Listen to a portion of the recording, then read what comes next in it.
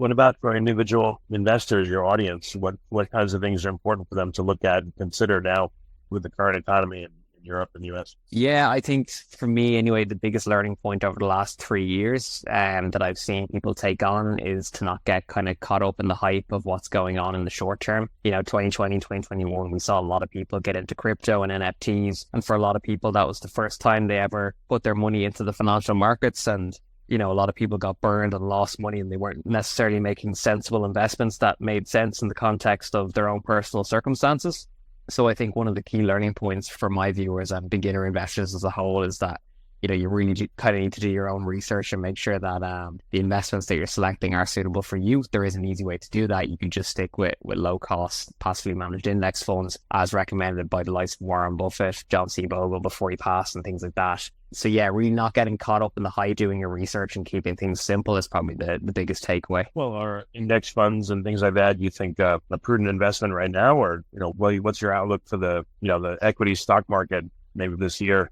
Yeah, of course. I think the beauty of my investment approach and many others is that I'm a long-term investor. So my investment horizon is no less than 10 to 15 years. So I try not to get overly concerned about what's happening in the short term. I think it's very difficult to predict, accurately what way the stock market is going to go in the short term. But for index fund investors, we don't really care because, your investments are so diversified. Even if you're in an S&P 500 fund, you're diversified across the top 500 companies in the US, but you can equally be in an all-world index fund or European index fund. So I definitely think, how the Federal Reserve, the European Central Bank and the Bank of England, react to changing inflation data, how that affects interest rates is obviously going to affect the valuation of equities, given the intrinsic link between equity valuations and interest rates. But I think the average investor doesn't really want to consider their investments on a day-to-day basis. They kind of want to just put their money somewhere where they know that over the long term it's going to grow quite reliably based on historical data. And I think index funds are the way to do that. So yeah, I wouldn't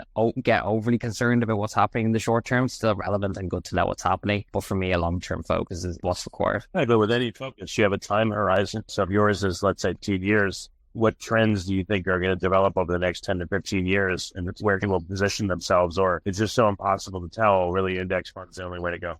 Yeah, I think a great example of this is the likes of Cathie Wood's suite of ETFs and mutual funds with ARK Innovation, where those guys are kind of trying to pick the big winners of tomorrow in terms of AI and other kind of technical companies who are innovating in new spaces. But I think it's really hard to know where things are going to be in 12 months' time, let alone 10 years' time. I think we can have some pretty good indications as to what industries are ripe for disruption and what industries will emerge from new technologies. It's hard to know, what companies are going to be included in the likes of the S&P 500 in 10 years' time. I think I would take solace in the fact that, there's over 100 years worth of data that says that, if you just invest consistently, pretty much no matter what happens in terms of the macro environment and what companies come and go, if you do stick to high quality index funds, you are going to do well. But yeah, I think no industry is safe from disruption these days, especially with the advent of AI and how that's going to impact various industries. So yeah, it'll certainly be interesting to see, but I don't have an answer as to what I think it will look like in 10 years.